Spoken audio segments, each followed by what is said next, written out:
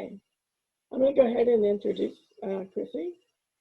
She's a prominent ex-evangelical writer, speaker, and advocate. She was with Lauren O'Neill, co-editor of the essay anthology, Empty the Pews, Stories of Leaving the Church. She is a senior correspondent for Religion Dispatches. As you can see a link to her article in the chat for anybody who wants to go and read it. It's very interesting. And her work has appeared in numerous magazines, including peer-reviewed academic journals. She has a PhD in modern Russian history from Stanford University, and how she got over into this, I don't know, but I'm glad she did. And even more impressive, she taught at USF a few years ago. She's a senior researcher with Post-Secular Conflicts Project at the University of Innsbruck. And this is a project that about religious moral conflicts in contemporary societies, in particular conflicts regarding religious freedom, gender and sexuality, and bioethics. In 2019, she came out as a transgender woman and began her journey of medical transition. And she currently resides in Portland, so we're very lucky to have her visit with us, because it's probably a beautiful afternoon there.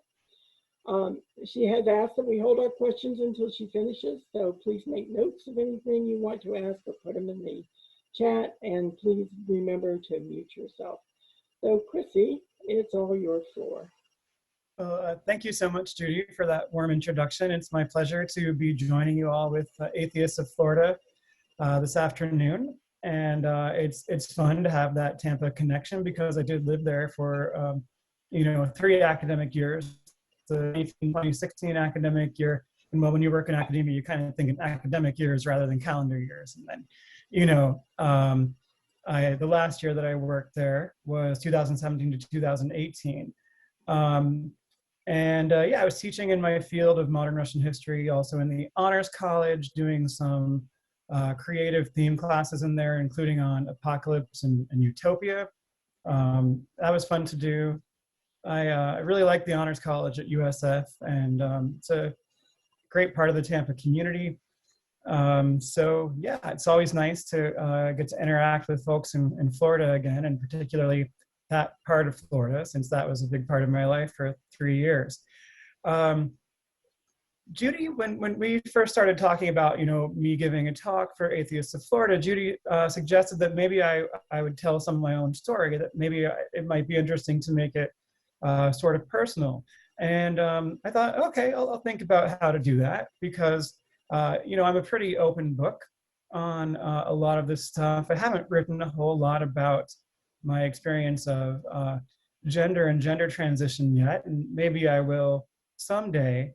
But I have a lot of thoughts on, sexuality, gender, repression, queerness, and how all those sorts of things that are also related to evangelical purity culture factor into the kind of violence against women and violence against minorities that we recently saw in Atlanta. So it is sort of a timely topic, unfortunately, and always seems to be in America, because we do have a Christian extremist problem in this country.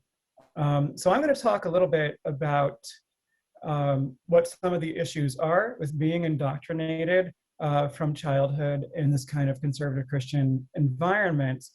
And so I'll talk about some issues that probably we all care about in the secular community. I'll then integrate certain parts of my own story into that talk today. And I'll conclude with some thoughts about how we can use stories for secular advocacy in similar ways that people have used stories to move the needle on things like public opinion regarding same-sex marriage or transgender rights. Stories have power. So I'm going to go ahead and switch over to share screen now, and this PowerPoint presentation that I made. And I'll try not to take too long with it. It's a relatively small group, so we probably could have done a more interactive thing straight from the beginning. But since I've never really done that in a virtual environment, I thought I'd just go ahead and make some slides to give the presentation a little bit of structure. But when I taught at USF, and before that I taught in other environments, I liked to be relatively informal as a presenter. And sure, I'd have a structure, I'd probably have a few lecture slides, but kind of just let things flow. I think that can often be a very fruitful sort of learning process, including for the instructor when you're in a teaching environment. And in a situation like this, I think there's a lot we can all learn from each other. But okay, let me switch over to my slides. And so is this working for everybody? Okay, so I took this title from an essay I wrote a few years back called Escape from Jesus Land, where I just talked about the kind of inherently abusive dynamics of growing up with strict patriarchal authority. And the topics that I want to cover today include indoctrination, identity loss, self-discovery, and learning to talk back, and that's kind of where the advocacy comes in.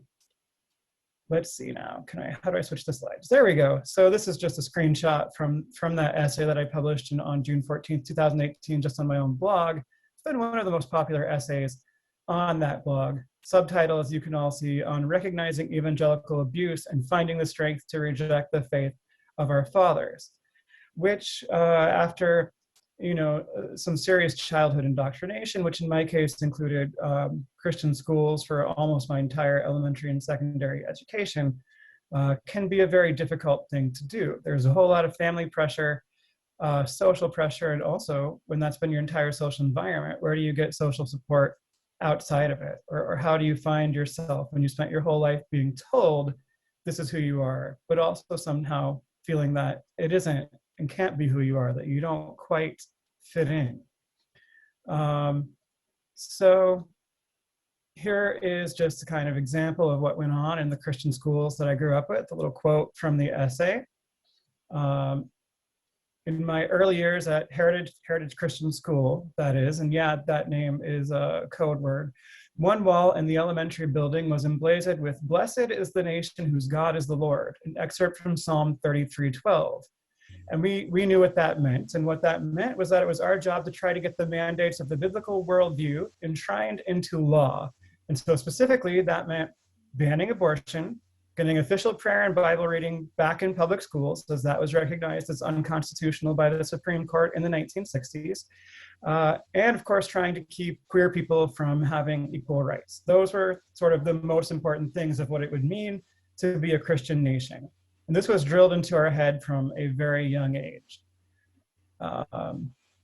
And I have an example here of little fourth grade me with an essay that I actually had to write on science and quote unquote science. And one thing that I want to say here is that I was on what I would call the elite culture warrior track. Some Christian schools are very much fly by night and they don't prepare people for sort of life skills at all. Mine weirdly actually has some college prep courses, already did back when I was in school. And I mean, not just college prep, but AP courses, so I could take some of the AP exams. We had a lot of test practice. Everyone took a practice PSAT before we all took the actual PSAT. So every student was entered in the National Merit Scholarship Competition. And so the school likes to brag about how it gets higher than average SAT scores than the surrounding public schools, which are of course underfunded, whereas a very self-selecting group of people, overwhelmingly white people back at that time too, paid tuition to send kids to this school. And as I said, heritage is often a code word. We might associate it with pro-Confederate views with the slogan "Heritage, not hate."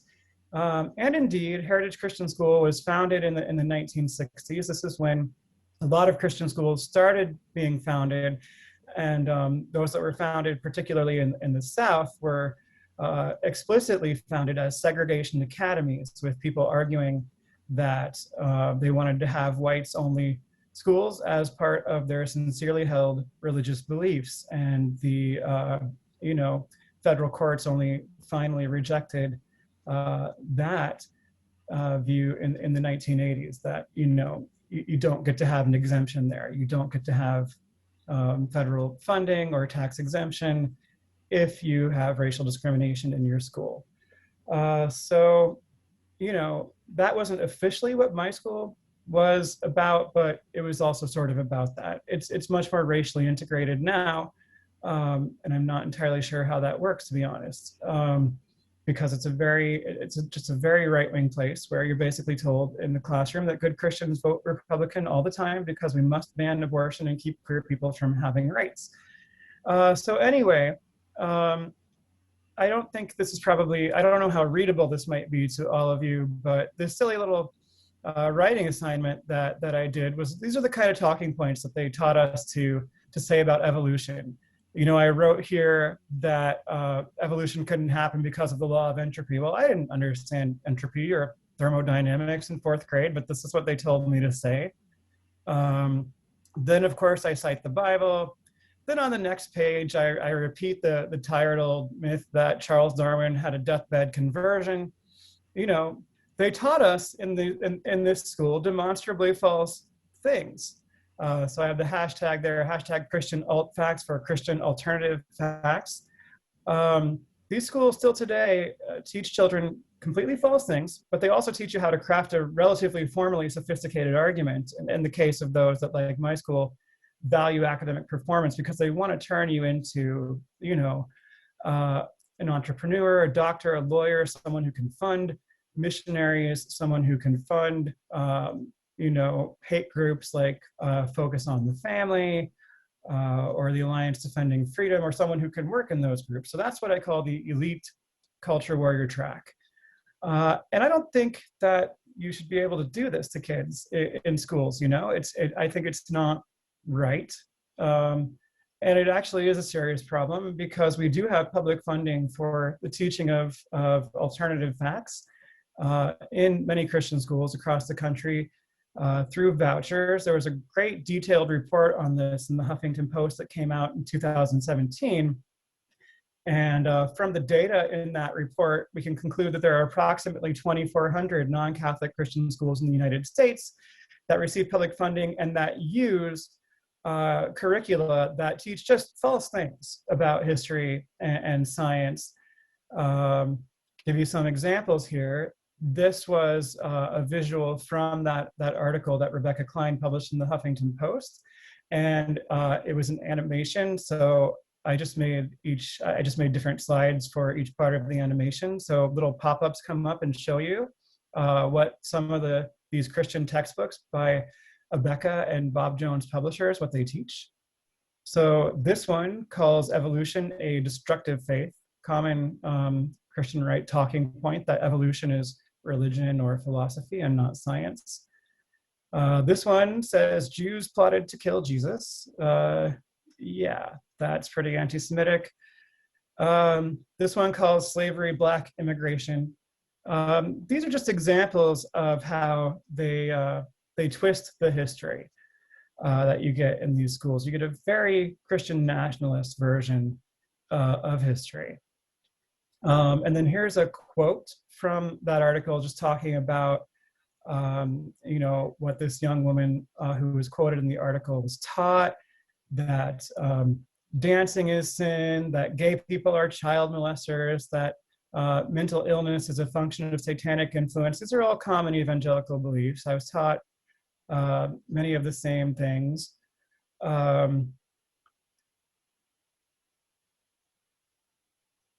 You know, some evangelicals are willing to recognize that mental illness exists and that sometimes it's good to treat it with medication, but many are not.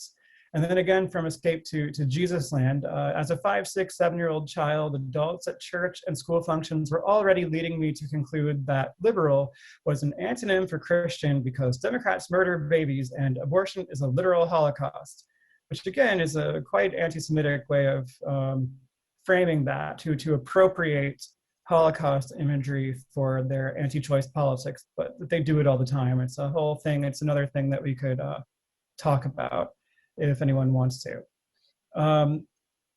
But, you know, when you grow up just having this all around you all the time, this is what everyone believes, you're told who you are, you question even just a little bit, you get serious pushback, you criticize anything, you're lashed out at for attacking everything we believe.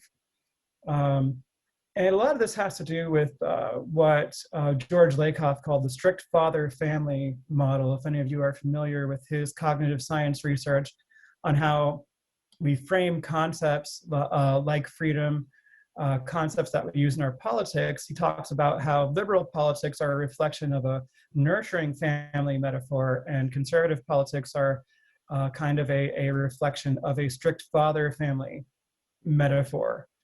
And I just want to stress that kind of family loyalty, and specifically the loyalty to fathers that is stressed in these communities, is quite extreme, and that many people who didn't grow up in these communities would probably have a hard time understanding it. But it's just kind of the way things are in conservative evangelical communities across much of America. So now I'll get back to talking a little bit about my own story here, and where gender and that sort of thing enters into it. And I guess I'll start by saying that it took me a long time to come to the recognition that I was queer, in part because there was simply no mental toolkit that allowed me to as a child. To the extent that I understood homosexuality or queerness or anything like that, I was simply taught that it was evil and of the devil. Again, sexual repression, purity culture was a big part of my childhood. The sex education was all what I like to call fake sex ed, abstinence only with a huge helping of shaming.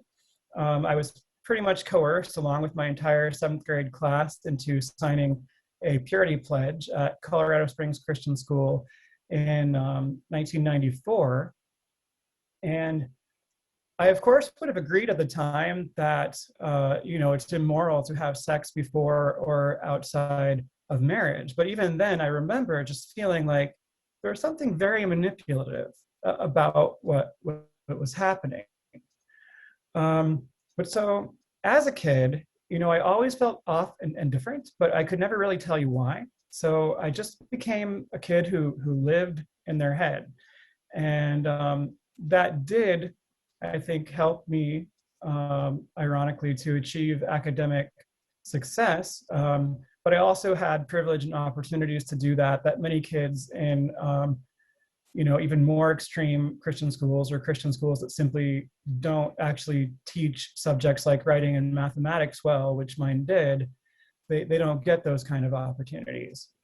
For me, because I was actually taught some things at a high degree of academic sophistication, and other things just pure ideology, I ended up with a lot of cognitive dissonance that created a crisis of faith from the time I was about 16 years old. I read the entire Bible through for the first time, and I saw contradictions in there. I saw things that I did not really think seemed moral, and I went and talked to our pastor at that time about it. And at first, he tried to seem very understanding, and he gave me a Christian apologetics book to take home and read. And I don't remember which one it was. It wasn't very famous. It wasn't Josh McDowell or Lee Strobel, who was a rising star in evangelical circles at that time. But it was in question and answer format, and I just remember finding the answers a little too glib. So I went back and told him that I still had doubts, and suddenly he made it about me. And he told me that I had opened myself up to demonic influence. I must be harboring sin in my life, because if I had looked over this apologetics text and I still couldn't see the Bible as inerrant, well, then something is clouding the Holy Spirit from influencing my ability to read this text properly, that text being the Bible. So, I was very, very scared for a long time that could be true. I was very afraid of hell. And I consider this an example of spiritual abuse.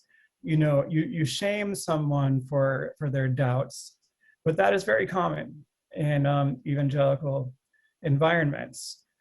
You may seem understanding at first, you kind of try to reel them in, but if they keep asking questions, if they keep doubting, you shame them, you tell them their doubts come from literal demons. And this guy very much believed in literal demons and literal spiritual warfare. I actually smashed one of my alternative rock CDs at that time. in the hopes that it might eliminate demonic influence from my life. So, sort of like the record burnings of yore.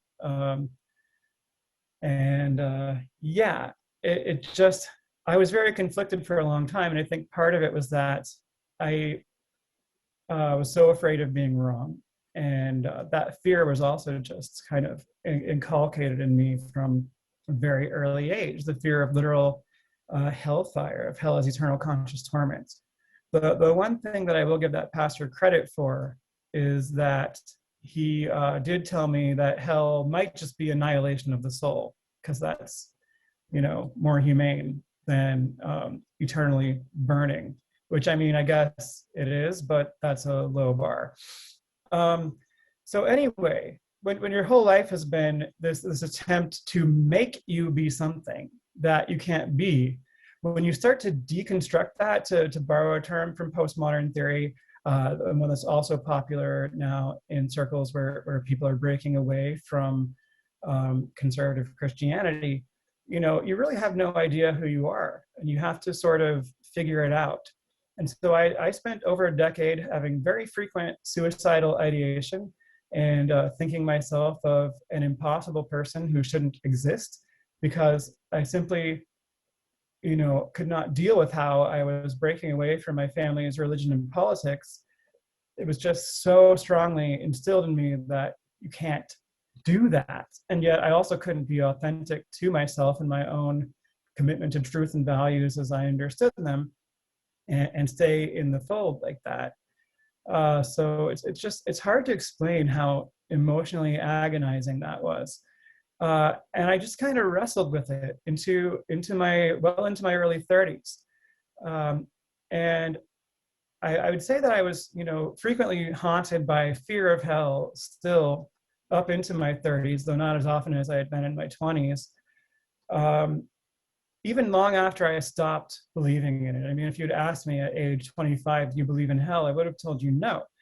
But sometimes I was still afraid of it, because there's so much trauma to work through that at times it takes our emotional lives a long time to catch up, sort of, as it were, to our intellectual lives. And yet I did think this was mostly an intellectual struggle until at age 33, I finally felt more confident as I was learning about myself, learning who I wanted to be and what I wanted. And I realized that I actually identify with women more than men. I realized I didn't have to be a man, and that trying to be a man had never felt right. And I also realized a little bit later that I can be attracted to both women and men, though I had never really allowed myself to admit that to myself before. But looking back, I can see lots of examples in my childhood of where I had just really sort of disproportionate shame, because that was going on underneath, and I just couldn't even see it. So I don't know how much sense that might make to people who haven't experienced anything like that, but that's the best way I suppose I can try to explain it.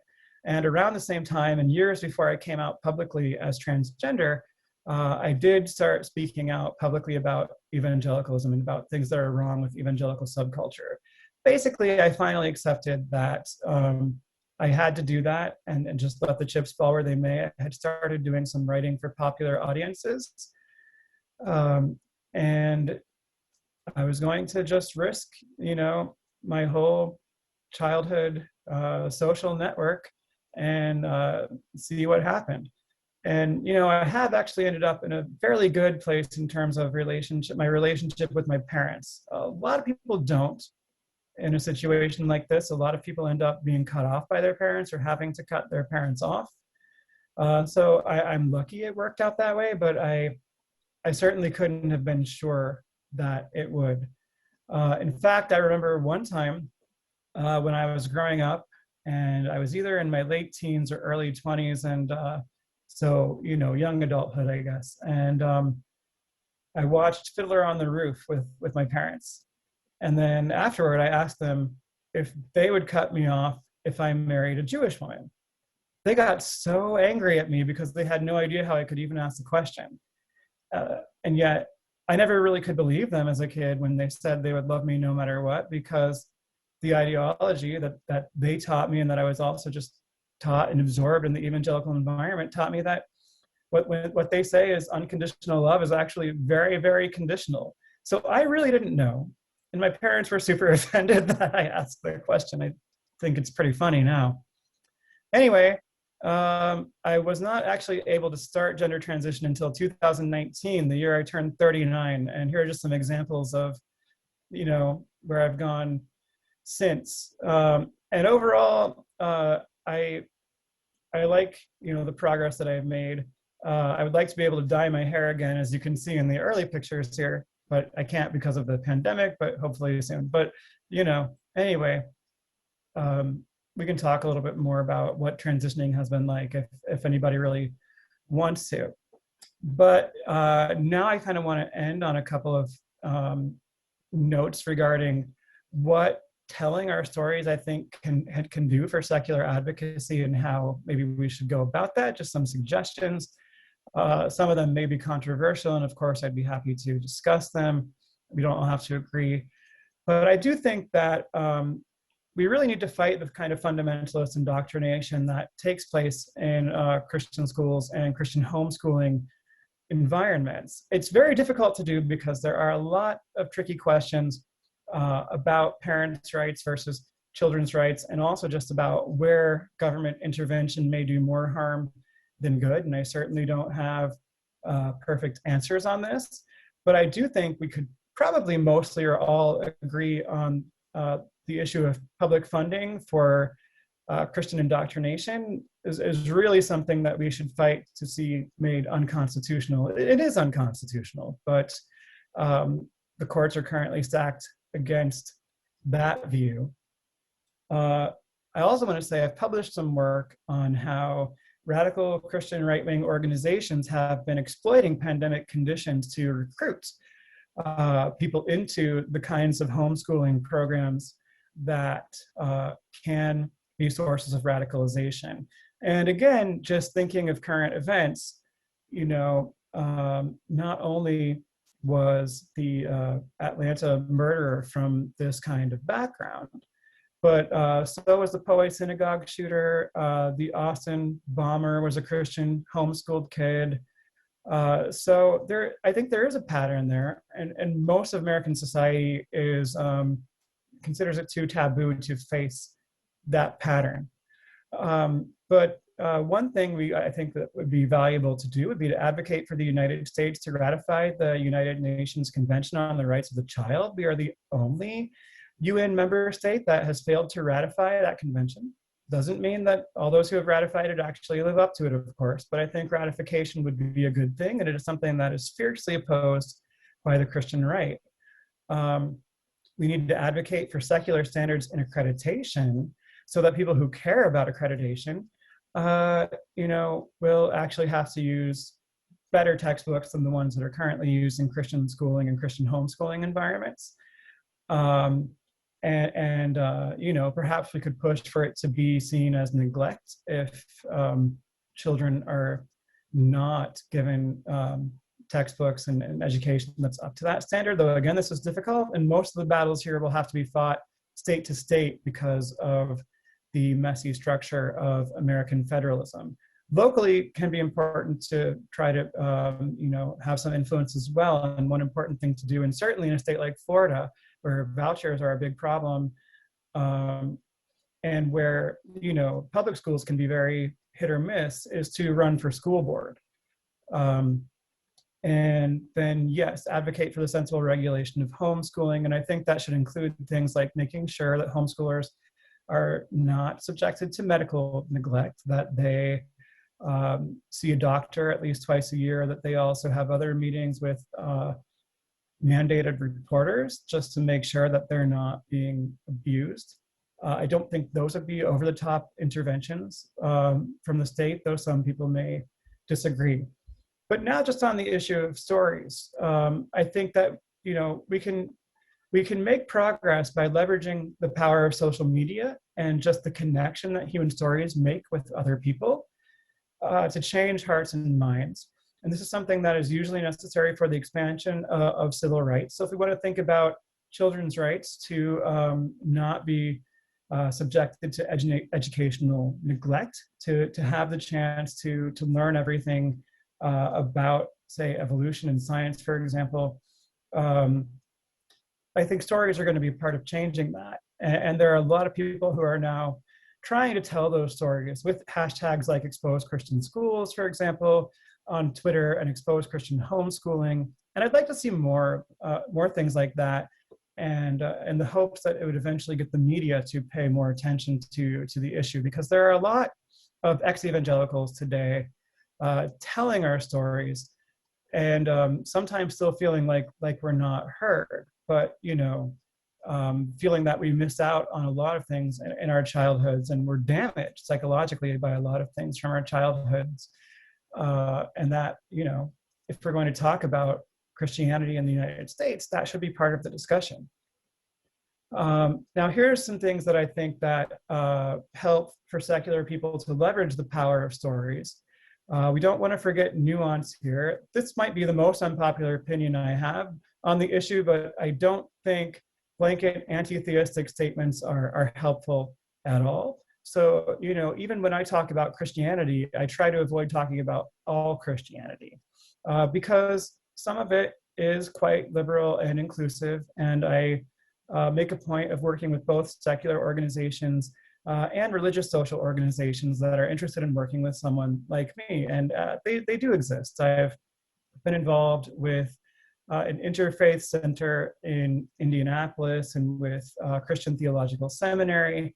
There, I've also done work with the Religious Coalition for Reproductive Choice, including very recently. Those are really good folks there, and they're willing to listen to atheists and to work together around shared values. I also do think we need to advocate for secular representation in political structures. There's a lot of interesting stuff happening there right now. Sarah Levin has been doing great things within the Democratic Party, which is encouraging. And yet, of course, we still see President Biden very much using the faith rhetoric, and it's great that the Democratic Party has recognized the contributions of secular Americans, but I'd like to see, more recognition, more influence, something like equal time, not going to happen anytime soon, but, we should push for it. And I think that those who are more liberal or to the left in America need to learn to speak intelligently about pluralism and religious freedom, because if we only have people on the right and people who are theocrats using those terms, then they dominate and frame the conversation. If we don't play, we lose. So I think that's also something helpful to do, and I can talk more about how I think we can do that if anyone wants to talk about that. And I do believe then that stories will help to change hearts and minds, change the conversation. Eventually you change policy possibilities, or you just shift public opinion to the point where not so many kids will be forced to grow up with this anti-queer, anti-woman, anti-science Christianity. So that's really all I have to say about that in the immortal words of Forrest Gump. So I'm now happy to take questions, comments, or just discuss, anything related to this presentation, or maybe even not directly related. So I'm going to stop the screen sharing there. Thank you. I do want to,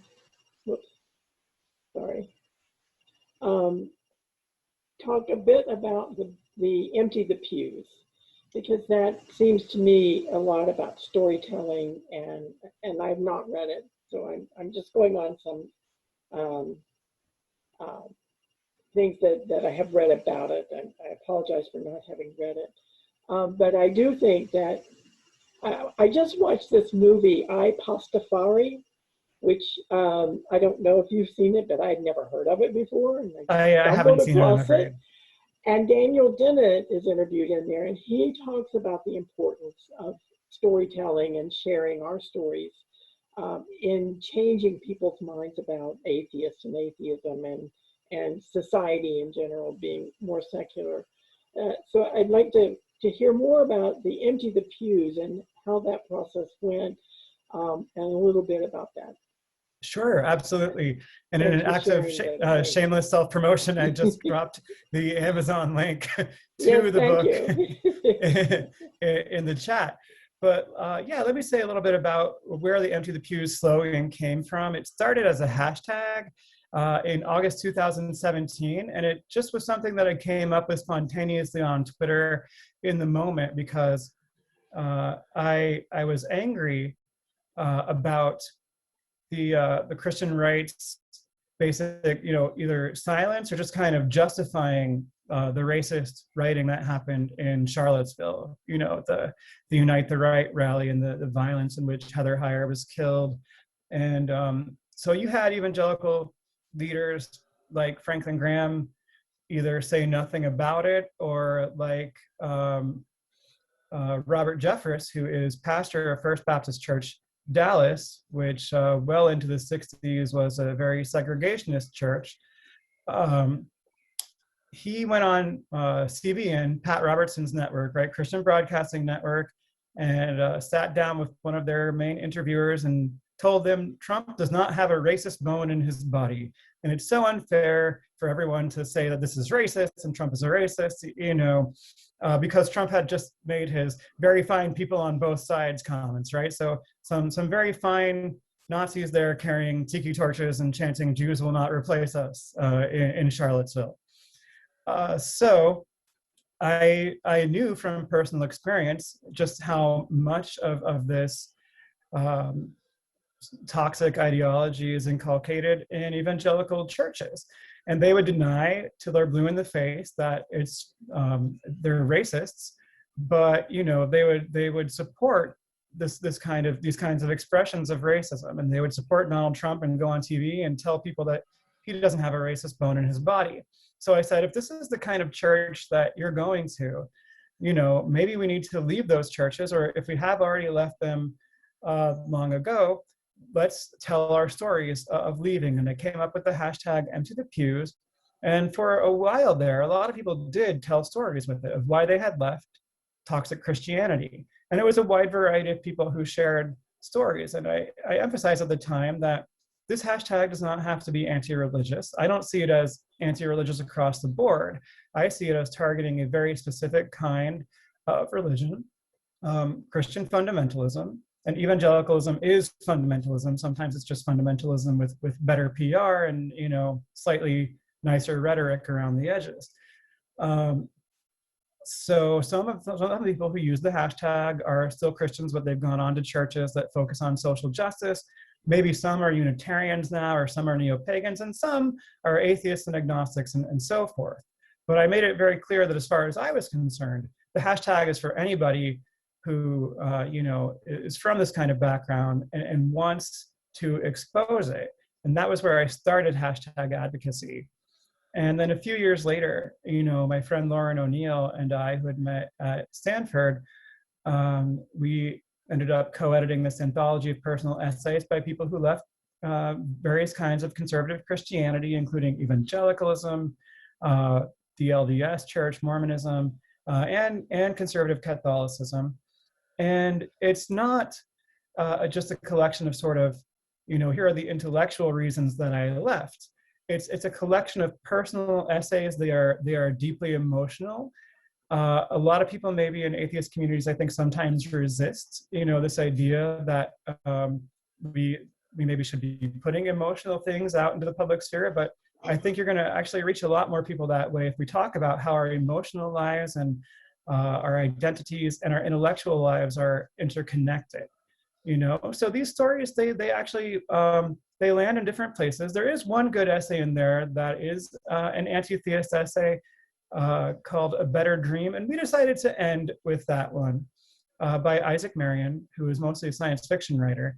But he wrote really just a kind of a beautiful takedown of conservative Christianity, used a lot of beautiful metaphors, and talked about it as sort of a game that people play. And if everyone could just stop playing it, maybe we could come up with something better.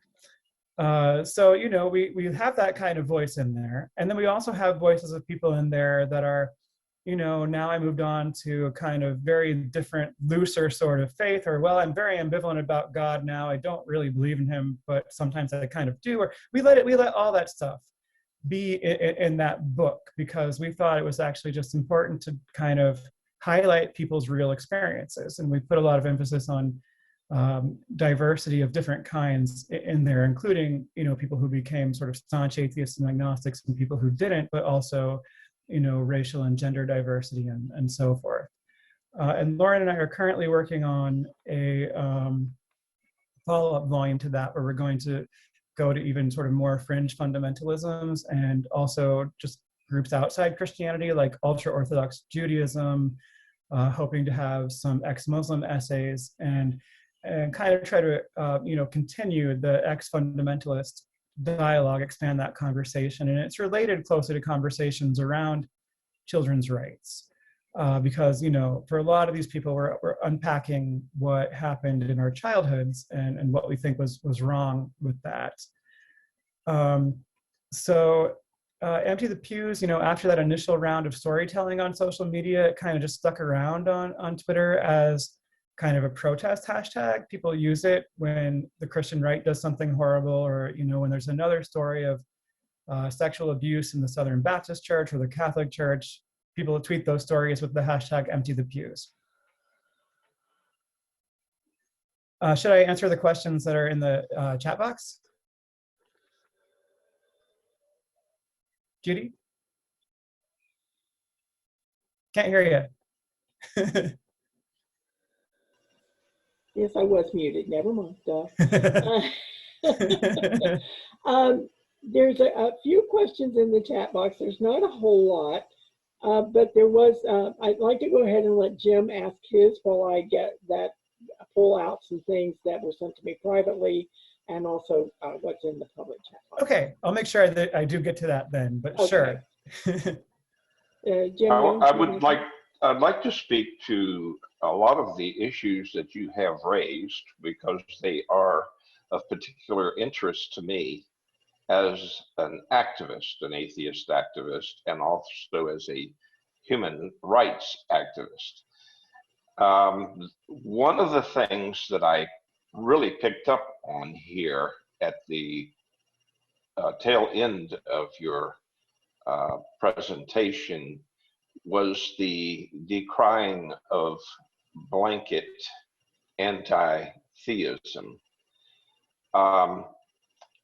The reason that I want to comment on that or address that is because when I observe the theist community, they are all about blanket anti-atheism, humanism, secularism, the LGBTQ community, science, any science that might call into question their beliefs, any history that calls into question their beliefs, any ethical ideals that call into question their behavior, any notion of sexual autonomy, of sex education, reproductive rights for women, gender equality, and the list, I could go on and on. They are unabashedly not the slightest ashamed of blanket condemnation.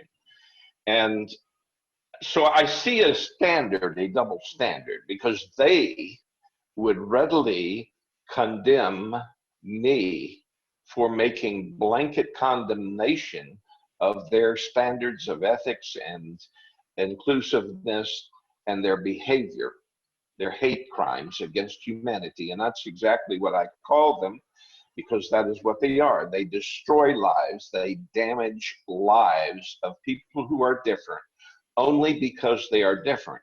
And when they indoctrinate these children, and I'm glad you brought that up, because I think that is the most egregious of all of their behaviors.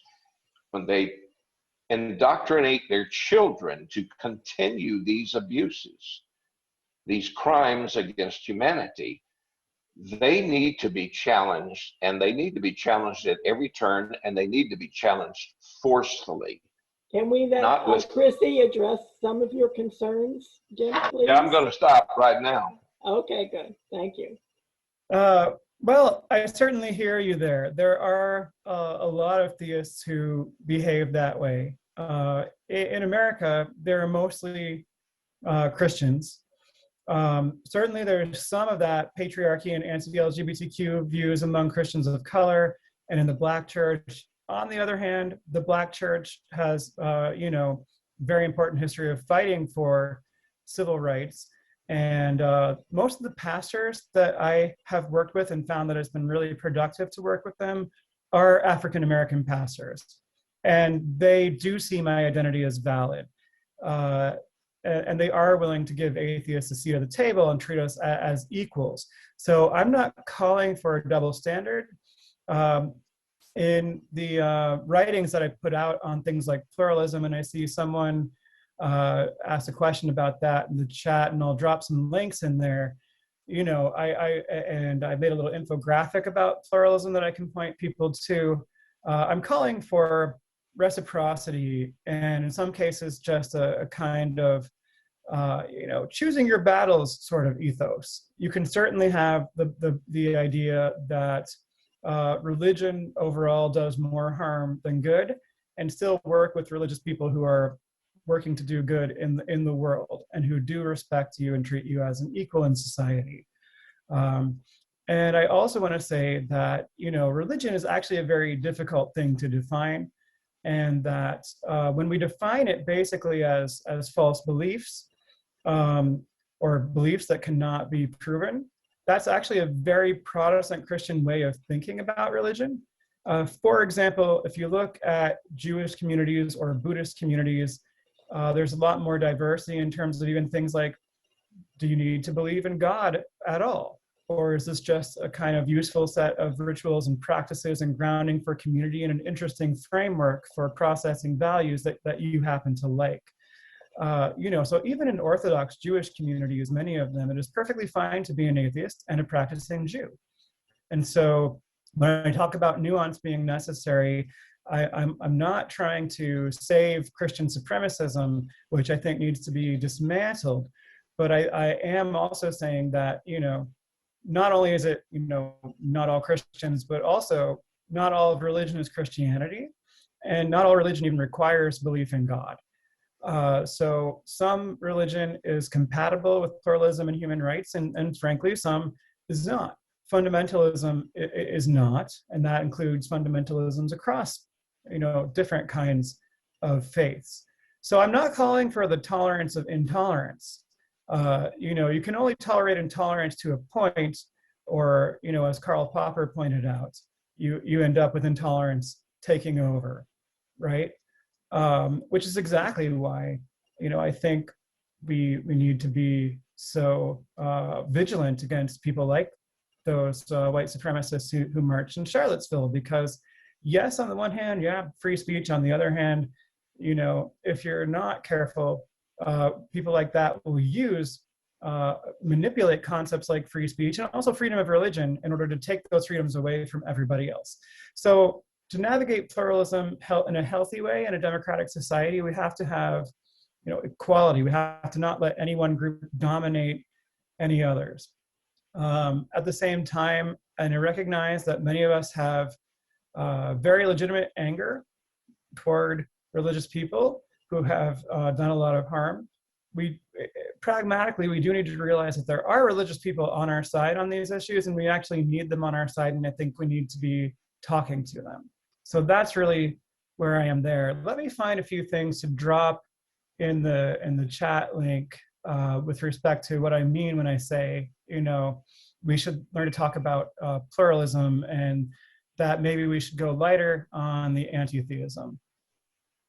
Thanks, Chrissy. Mm-hmm. Bill, do you want to ask your question now?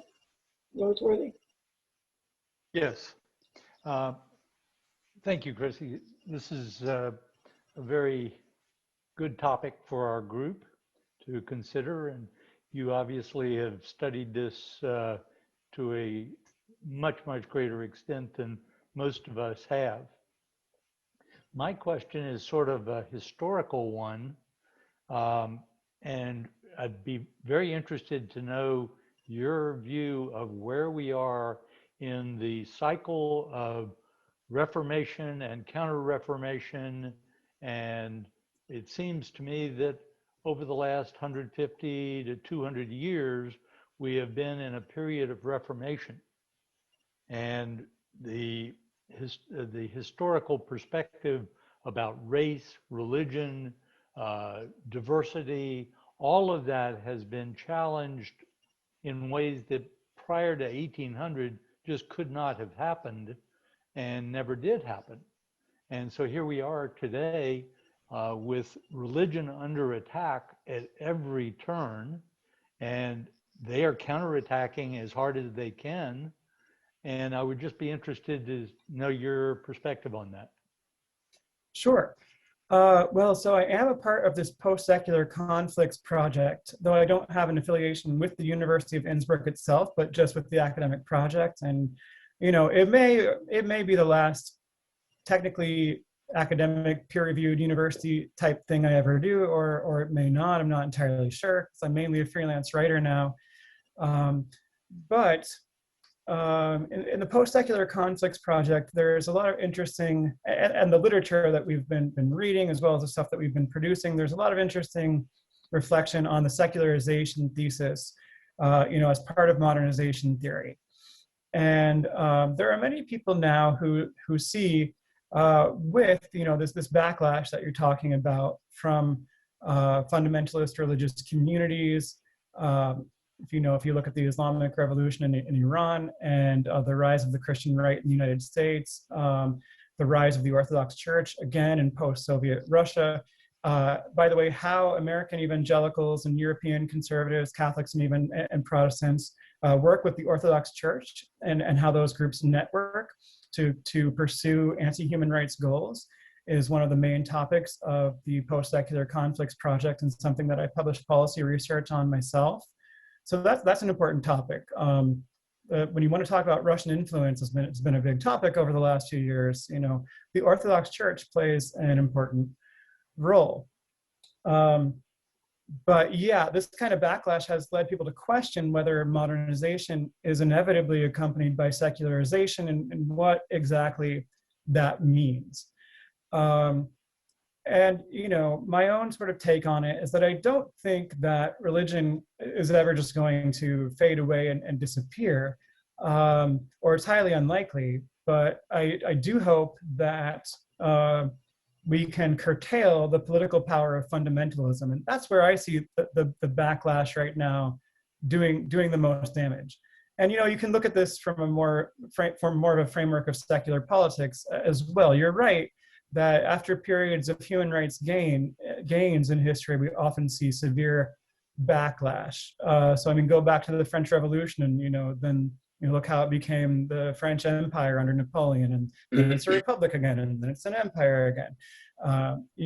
There's often a strong fight by those with power and privilege, and certainly in Western cultures that would include Christian clergy, to retain their power and privilege. So I don't know. I mean, history is not really a predictive discipline, but I would say we are in a cycle of severe backlash now. And but what I can't really say is where that lands for the United States or the world generally. We've got to fight back against the culture warriors, and I hope the pendulum swings the other way soon. But But I also think it's important that when we say we're fighting back against the culture warriors, again, we avoid saying we're trying to destroy religion or something like that, because I just don't think it's going to actually help us pursue our goals. Thank you. Does that answer your question, Bill? Yep. Okay. Before I recognize Mr. Peterson, there is a couple of questions in the chat. Dan wants to know, what album did you burn? Oh yeah, I just realized I sent the last few links I put in there not to everybody, but just to one person. So I'm gonna send those again. Okay. With the so what album? It It was Our Lady Peace's debut album. Now I'm forgetting what it was called, but the band was called Our Lady Peace, and some people thought they were very blasphemous. Okay. And also, Dan again wants to know, do you think that Charlottesville led to the assault on the Capitol? And if so, what could possibly be next? That's an interesting question. And I think, it's very rarely that just one thing leads to another thing. History is complicated and things have multiple causes, but that Charlottesville happened, and we didn't do much to deter this. And then we saw all these like rallies of people with guns denying mask ordinances, and they attempted to kidnap the governor of Michigan. And this was sort of widely tolerated under Trump. I think all of that, kind of sent as well as the QAnon conspiracy theories that were driving these groups. I think all of that paved the way for January 6th to happen, because Trump encouraged this behavior throughout his presidency. And there are some people for whom it just doesn't take much encouraging, who want to, dismantle the United States democracy and remake it in a Christian nationalist form. Many of them claim that they are the true patriots, Tea Party patriots, who really respect the Constitution, but that's a bunch of bullshit.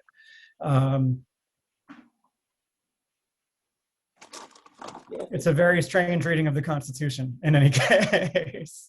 Unfortunately, we have a bunch of judges that also have a strange reading of the Constitution. Yeah, that's a serious problem. And, I'm personally for the expansion of the Supreme Court to restore fairness, but I don't think it's going to happen. No, I don't think it is either. Mr. Peterson, you have your hand up. And you're muted. I tried to unmute you, it wouldn't let me. Hi. It's been great listening to all this, and I've learned a great deal.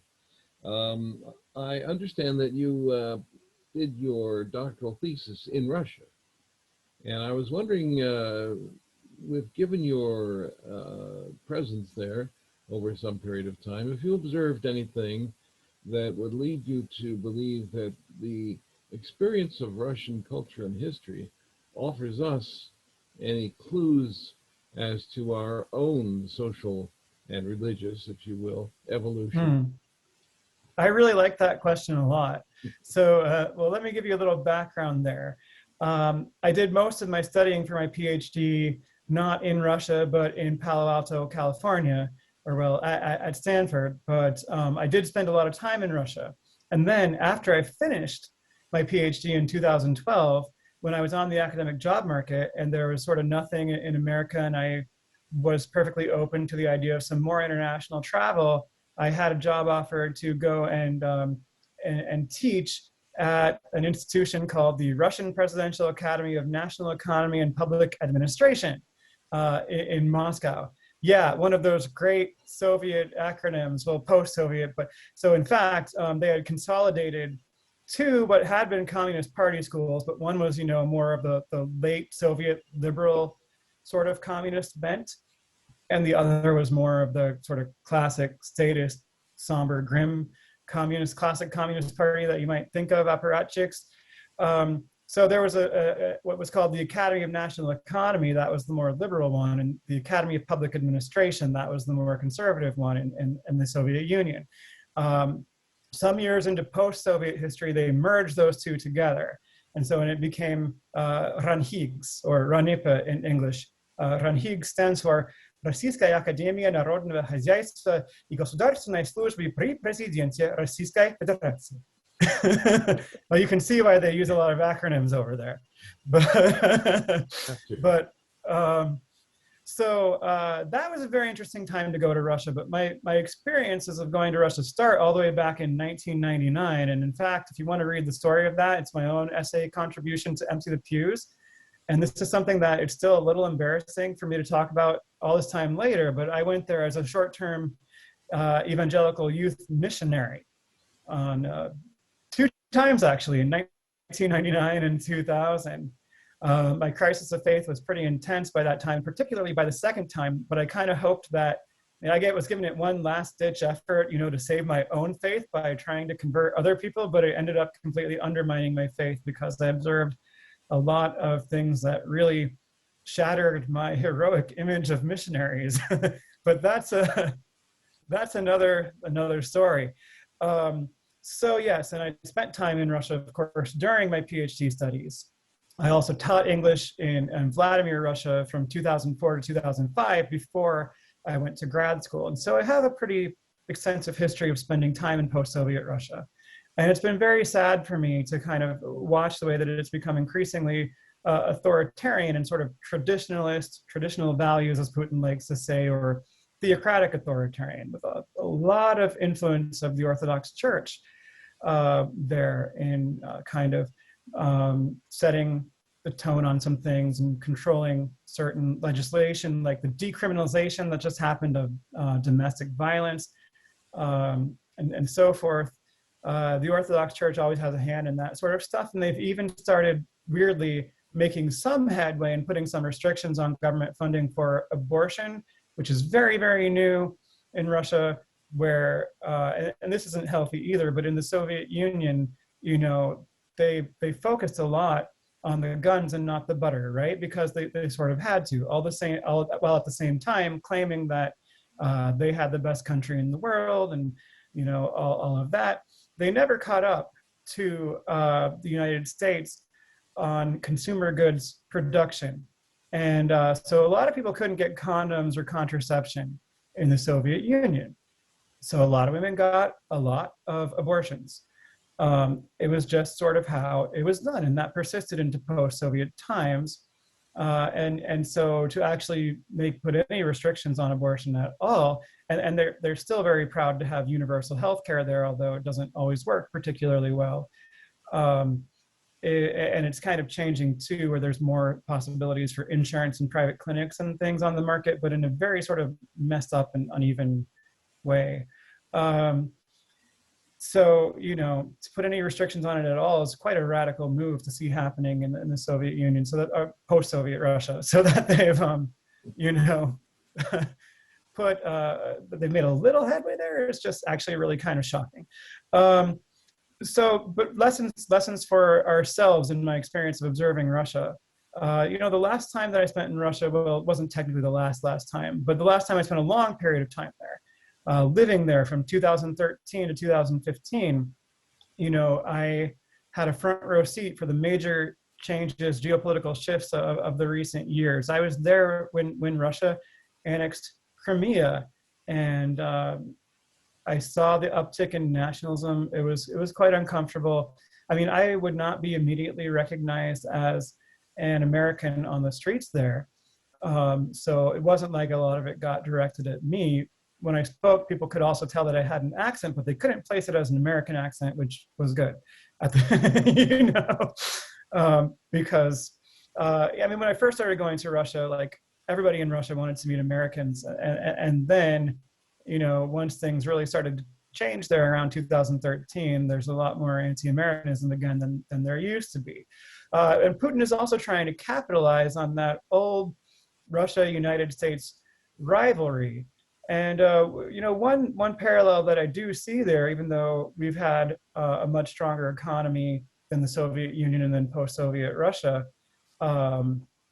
is that we have similar at this point, even more in post-Soviet times, a similar wealth gap, and so a similar gap between the rich and the poor, and a similar sort of unequal distribution of resources in society. That was also there in the Soviet Union, but again, because consumer goods were hard to get, it was nothing like with the post-Soviet oligarchs, and it often had more to do with what perks and privileges you could get from your position or your Communist Party membership than actually with your salary.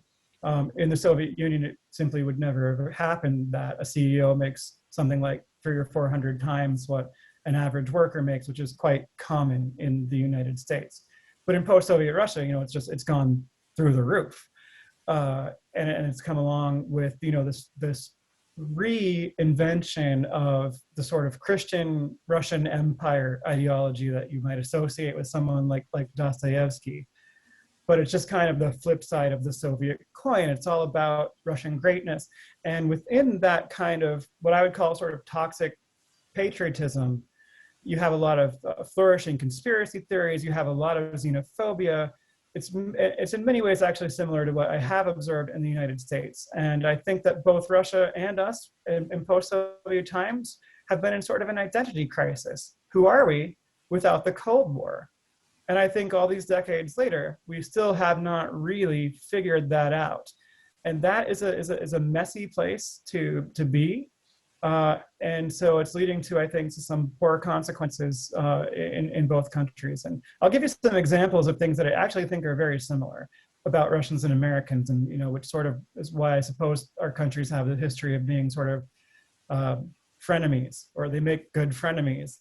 In fact, one time when I was doing an intensive Russian program in Vladimir, Russia, I came home from my tutoring session, where I was being taught advanced Russian, and walked into my host family's house, and there's the live-in boyfriend that my host mother had not told the program about in the first place, and he's sitting at the kitchen table drinking with, as it turns out, a police lieutenant. I didn't know he used to be on what they then called the militia, the Russian police. I don't know why he's no longer on the force. It might be because he's such a drunk, this particular guy, Andre. But anyway, he says, "Oh, our American comes home." And the police lieutenant says, "An American, our best enemies." And then I knew I was just going to have to sit down and drink with them for the next couple hours. But, and it's a funny thing too, drinking is very gendered there, and everyone was thinking of me as a man, because I had not fully processed or come out to people. So I was treated to that sort of strange Russian masculinity, and then there we were. But yeah, so enough, I guess, sort of post-Soviet nostalgia, but things I've observed that are similar. So once I was trying to, I had tickets to go to a local agricultural festival in a town outside of Vladimir. That's a very beautiful historical town called Suzdal, with a lot of historic monasteries and things that you can observe. A famous film by Tarkovsky, Andrei Rublev, was made there. And so, two Russians, two Americans, we were going to the Cucumber Festival that they have every July in Suzdal. And we sat down in the bus, because there is no railway line out there, or at least there didn't used to be. And we had gotten our bus tickets early enough to have seats. And then there were some people who got their tickets later, and they had standing room only. And we were speaking to each other quietly in English at that time. This was 2005. And I hear these Russians who are standing in front of us start talking to themselves in Russian, saying, "Well, would you look at this? These foreigners just coming here and taking our seats." Yeah, they had the George Soros conspiracy theories, by the way, before we did. So I feel like, we're similarly infrastructure poor in some ways. We have a similarly sort of skewed economy. It has worked better for us up to the present, but I'm not that optimistic about the future.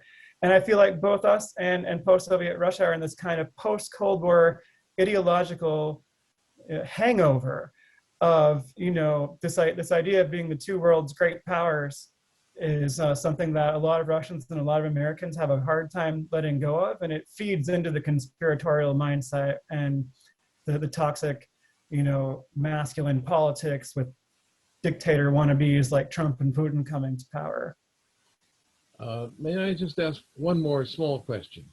It seems to me that one of the predominant characteristics of civilization during the course of the last 150 years or so is a distinct strain of authoritarianism, and its characteristics of religion and politics, just the broad consideration of history and culture over that time.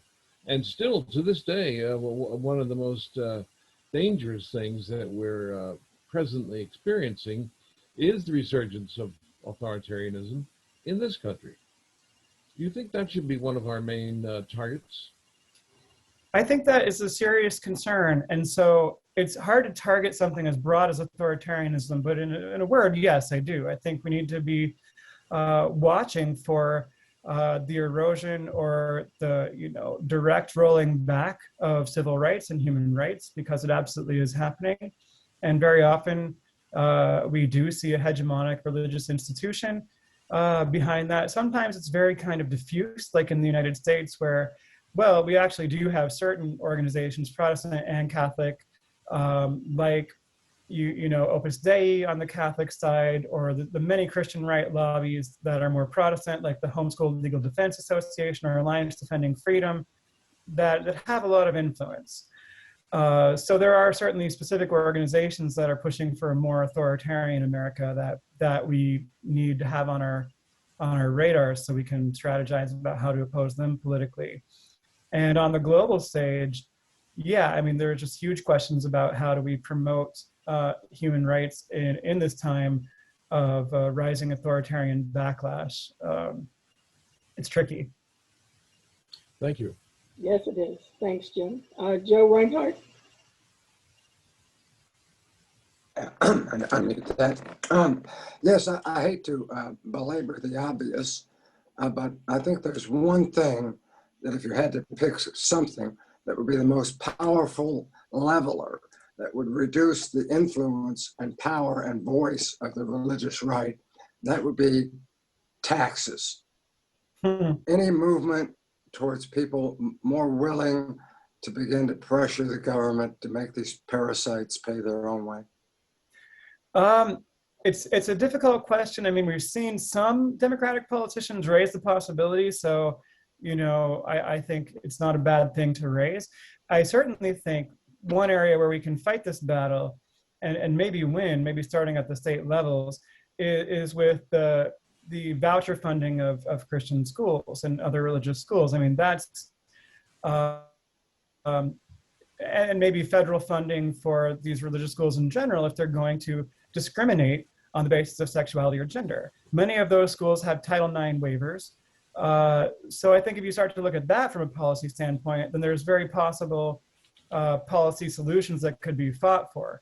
Tax the churches works pretty well as a slogan. I think it's harder to find a policy path to that in practice, just from a wonk standpoint. But if you want to look to specific situations, and we have precedent with Bob Jones University losing its tax-exempt status over racial discrimination.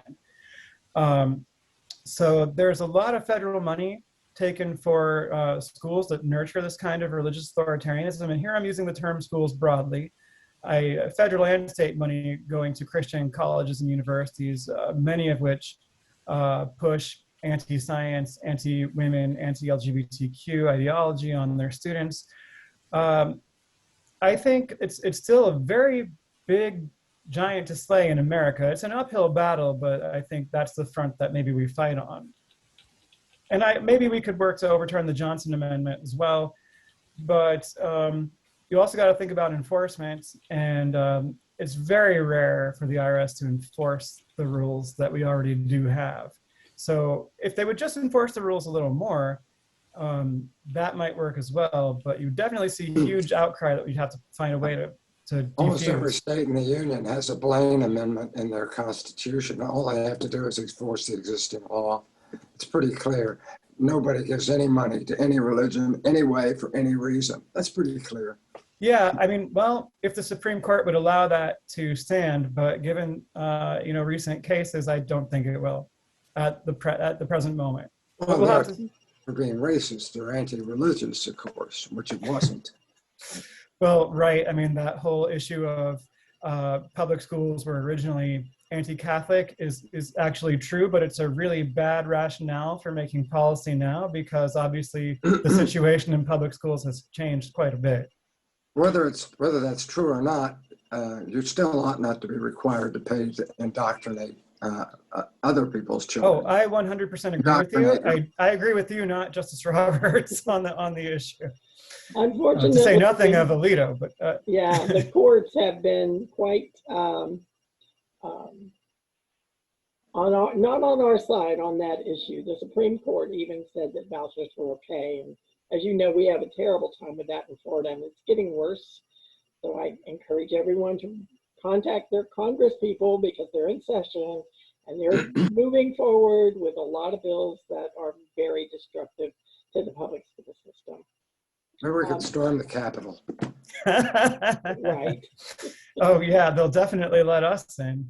Yeah. Oh, yeah. But this is where building alliances with other groups is very important, and especially other religious groups, because they're going to listen to Episcopalians before they listen to us. And Right. most Episcopalians are, not all obviously, Yeah. but most of them Ye- are pretty liberal churches and agree with us on the separation of state and religion, of government. Yeah, I think you're right about that, Judy. We don't have to like it, but you know, that is kind of the way things are. At the same time, we can keep pushing for more secular representation in political and legal structures where we can. And right now, I don't see any prospects for that in the Republican Party, but the Democratic Party has started to make a little headway.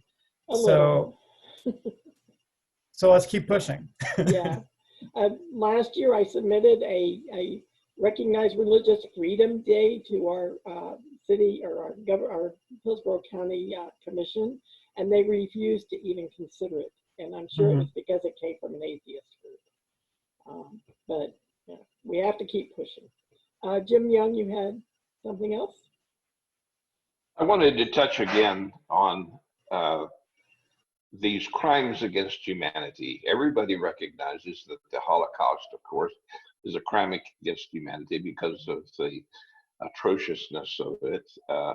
But not everyone recognizes or realizes that the assaults by the theist community on gender equality and reproductive rights, and the assault on science and brainwashing of children are crimes against humanity. Now, so my question is twofold. Do you agree that these are crimes against humanity? And secondly, is there any crime against humanity that a theist would not commit in the belief that they had God on their side? I mean, those are very sort of broad questions. I think indoctrination is child abuse. I do think it's a kind of, you know, mental and emotional abuse. Again, how and to what extent the state can intervene in that is a very thorny question that I certainly don't have the complete answer for, but I would like to see us regulating and monitoring homeschooling much more than we do. Homeschooling has been deliberately deregulated by the Christian right, mostly through the lobbying organization, the Homeschool Legal Defense Association, which far too few people know about, since the 1980s. And the result has been, well, we do have a state-by-state patchwork. Even in states with some regulations there and protections, there's very little enforcement. What would be your criteria for a crime against humanity? Well, I would probably go with the UN's criteria. And if you want to talk about what constitutes a genocide, I mean, targeting a religious group. Not because there's more to my thinking that genocide is not the only possible crime. Oh, no, it's not. But I would point out that targeting a religion for destruction does fall under the UN's Genocide Convention. Well, I'm not doing that, so we can clear that up. But what I am doing is condemning crimes against humanity committed by theist groups, whether they're Christian or Muslim or any other. So any action, in my opinion, that theists take with the intent to damage the lives of others or obstruct human progress is, in its essence, a crime against humanity. I don't know what the United Nations definition is. Well, I Mine think, may seem too extreme. I don't know. I mean, I do think that definition is rather overbroad because, you know, is political lobbying to take someone's rights away the same as actually taking the rights away successfully? Does that rise to the level of a crime against humanity? That's getting pretty close to policing thought crime. So I don't know. I think it's a thorny issue, and I can't settle it today. And you know, certainly not every theist is willing to commit, you know, the most heinous of actions most theists don't become modern day Abrahams ready to slay Isaac because God says so. There's a whole, gamut there, but even those who have pretty fundamentalist beliefs don't always turn into monsters. So again, it's all somewhat murky and complicated. It is very complicated. I know that many of the evangelical churches in this country have supported a lot of effort in the African continent to get homosexuality banned and to actually impose the death penalty on them. And then, but I mean, it's not just Christians, it's fundamentalists of any ilk, be they Jewish, Muslim, or Christian, or any fundamentalists are basically pretty much all the same in terms of what they want to do. To my mind, I mean, passing those laws and certainly acting on those laws is a crime against humanity. Yeah. So, I appreciate that. to criminalize homosexuality is absolutely a crime against humanity, in my view. I think you have to look at these particular agendas individually.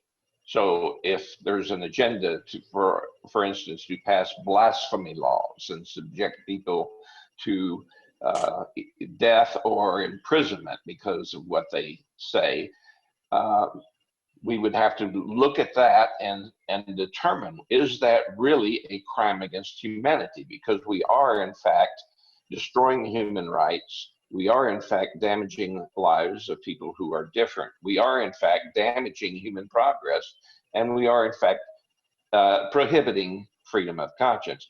So any of the items, the excesses, the abuses that theists are guilty need to be judged on a one-by-one basis.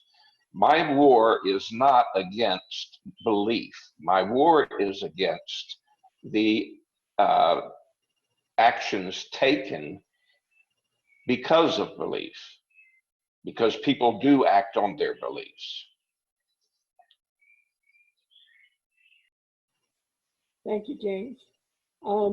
Chrissy, we're getting close to the end of the session, so I was wondering if there's anything you wanted to share before we leave.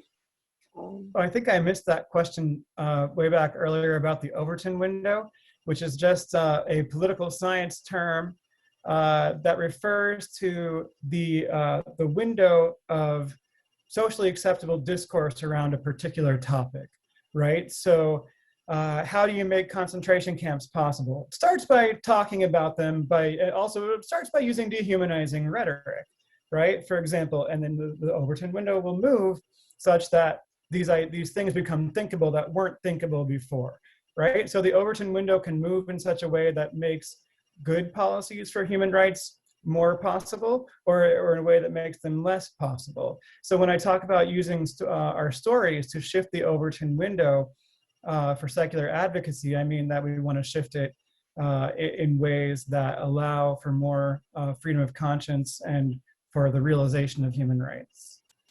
I don't really know if there's anything else in particular that I want to say. We've covered a lot of ground here today, and I really appreciate the active engagement and the thoughtful questions and the pushback. We always all have to agree on things. So I want to thank you all again for inviting me. It has been a pleasure. So I hope we'll meet again sometime. And it's nice to sort of virtually be in Tampa for a little bit on a Sunday afternoon. Well, you're welcome to come anytime. Thank you. Next week, we will be having someone coming in and talking. His name is Thomas Breyer, and he's coming to talk to us about finding common ground in the company of strangers. So I think this will be a good opportunity for us to explore building alliances and talking pluralism. And I am going to make the links you sent about those resources for doing that kind of thing available to our group. And I'm actually going to explore getting somebody from some of those things to come and talk with us, because it is, we really have to move in that direction, because otherwise we're going to end up in a place where none of us want to be, at the rate and the direction of who has the predominant microphone right now and getting most of the attention. So thank you very much for coming. It's very interesting, and I look forward to seeing you at the American Atheist Convention. Thank you, Judy. I've had a lovely time. Thank you all. Thank you. Great. Have a great evening. Yeah, thanks. You too. And we'll see you all next week.